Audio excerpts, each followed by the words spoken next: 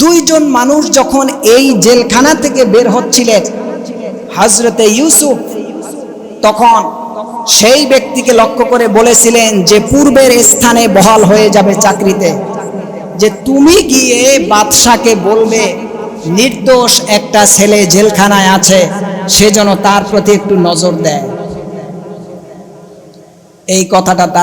এই কথাটা বলার পরে লোকটা বের হয়ে গেল। ইউসুফ সাথে সাথে হুঁশ ফিরে এলো যে হায় হায়, আমি এই লোকটার কাছে কেন বাদশার নজর পাওয়ার জন্য বললাম।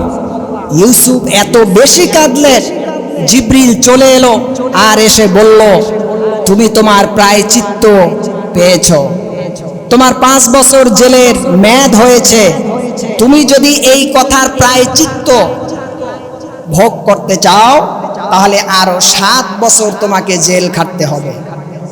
কত বছর? হযরত ইউসুফ আলাইহিস সালাতু ওয়াস সালাম সাথে সাথে বললেন,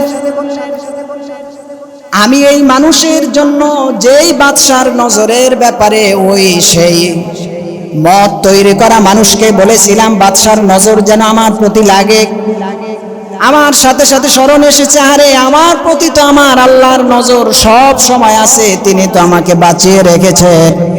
আমি কেন ওই মানুষের কাছে বাদশার নরম দিল পাওয়ার জন্য বলেছি। এজন্য হযরত ইউসুফ আলাইহিস সালাতু ওয়াস সালাম তিনি সাথে সাথে আরো 7 বছর না, তিনি বললেন আমি আমার কথাটাকে আল্লাহর জন্য ফিরিয়ে দেওয়ার জন্য 7 বছরের জায়গায় যদি আমাকে সারা জীবন জেল খাটতে হয়, আমি ইউসুফ আল্লাহর গোলামি করার জন্য সারা জীবন জেল খেটে আল্লাহকে রাজি খুশি করতে রাজি আছি।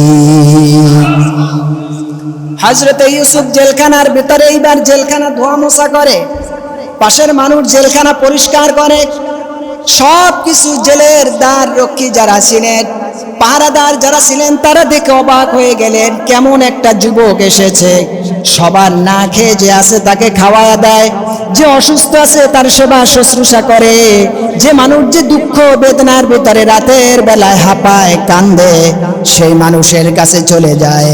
তার মানে ওই দ্বাররক্ষীরা দেখলেন কিছুদিনের ভেতরে জেলখানায় যত চোর বাটপার ডাকাত সন্ত্রাস ছিল সবাই হযরতে ইউসুফের হাতে বায়াত গ্রহণ করে খাস আল্লাহওয়ালা হয়ে গেল।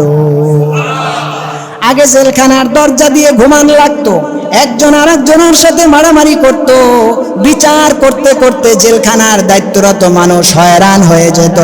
জাবিরা কারাগার বড় আতঙ্কময়ী কারাগার ছিল। এখন থেকে হাজার হাজার বছর আগে ইউসুফের চরিত্র দিয়ে জেলখানাটার চরিত্র পরিবেশটাকে পুরাটাই তিনি পরিবর্তন করে দিলেন।